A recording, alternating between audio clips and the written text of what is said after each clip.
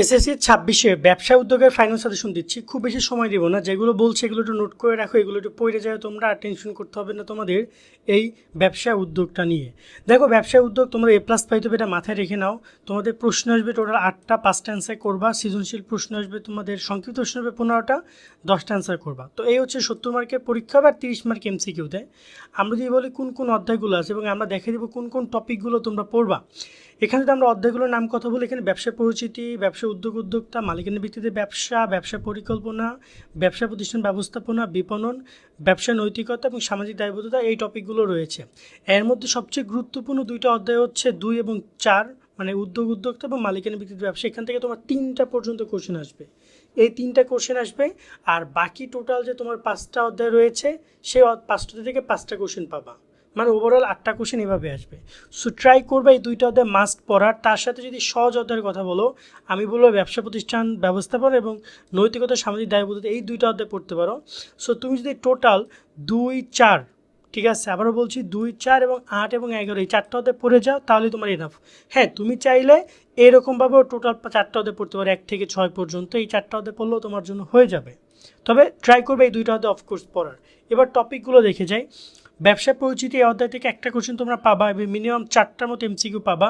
এই অধ্যায়ের কথা যদি বলি, এই অধ্যায়ে তোমাদের এমসিকিউ তোমাদের পড়তে হবে ব্যবসার আওতা পড়বা, প্রকারভেদ পড়বা, শিল্পের প্রকারভেদ পড়বা, ধারণা পড়বা, বাণিজ্যিকের প্রকারভেদ, সেবার প্রকারভেদ, প্রত্যক্ষ সেবা, পরোক্ষ সেবা যা রয়েছে, পরিবেশের উপর প্রভাব বিস্তারকারী উপাদান, এই টপিকগুলো দেখে যাবে এবং এইখান থেকে তোমরা 100-এ 100 একটা সৃজনশীল পাবে। এবং এই প্রকারভেদগুলো খ নম্বরের জন্য গুরুত্বপূর্ণ, এই প্রকারভেদগুলো তোমাদের সংক্ষিপ্ত প্রশ্নের জন্য গুরুত্বপূর্ণ এবং এমসিকিউর জন্য একইভাবে গুরুত্বপূর্ণ। তাই সকল প্রকারভেদগুলো খুবই মনোযোগ সহকারে নোট বাই নোট দেখে নিবা।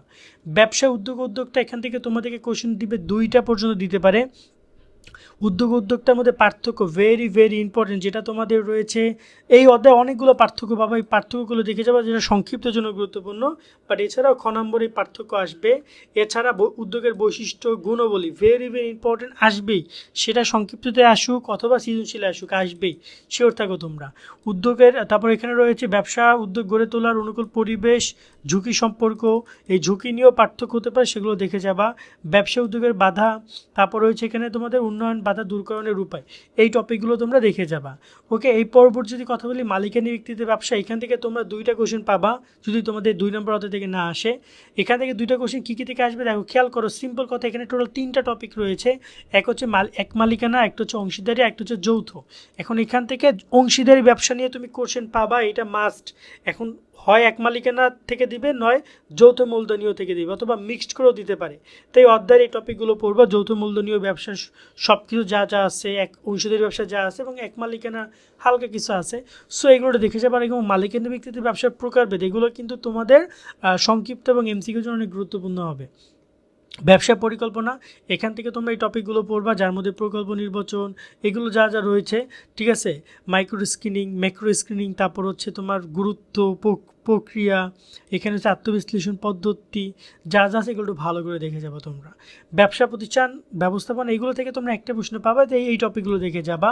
এবং তোমাদের রয়েছে বিপণন, তোমরা এই টপিকগুলো দেখে যাবে, ইনশাল্লাহ এগুলো থেকে তোমাদের কোশ্চেন আসবে। ব্যবসা নৈতিকতা দায়বদ্ধতা, এই টপিকগুলো দেখে যাবে, এগুলো তোমাদের জন্য আসবে। এবং এখানে তোমাদের সামাজিক সমস্যা, এই সামাজিক সমস্যাগুলো নিয়ে বেশিরভাগ কোশ্চেন আসতে পারে। সো ওভারঅল এই টুকটাক টপিকগুলো থেকে তোমাদের কোশ্চেন আসবে। তবে আমি তোমাদেরকে সাজেস্ট করব, তোমার কাছে যেটা সহজ মনে হয় সে অধ্যায় 4টা পড়ো, মিনিমাম 4টা অধ্যায় পড়তেই হবে। 5টা অধ্যায় পড়লে আলহামদুলিল্লাহ খুবই ভালো, তাহলে তুমি রিস্ক ফ্রি থাকবা। তবে 2 এবং 4 এই অধ্যায় 2টা অবশ্যই পড়ে যাবা। এখান থেকে তোমার 3টা 30 মার্ক আসবে, মানে সৃজনশীল এবং সংক্ষিপ্ত পারপাসে আর বেশি। আর এমসিকিউ যদি কথা বলি, এমসিকিউটিকে এই ফরম্যাটে দিবে, প্রত্যেকটা অধ্যায় থেকে এভারেজ 4টা করে কোশ্চেন তুমি পাবাই, আরও 2টা কোশ্চেন অন্য জায়গা থেকে দিবে। সো এই জায়গায় তোমরা এইভাবে পড়বা এবং ট্রাই করবা 24 এবং 25-এর কোশ্চেনগুলো সলভ করার জন্য, ঠিক আছে। এগুলো সলভ করে যাবে, আশা করা যায় বেশ ভালোটা মানে প্রিপারেশন তুমি নিতে পারবা। তো এই হচ্ছে ওভারঅল তোমাদের এমসিকিউর বিষয়গুলো। আজকের মতো ভিডিওটা এখানে শেষ করছি। সকলে অনেক অনেক ভালো থাকবা। আল্লাহ হাফেজ।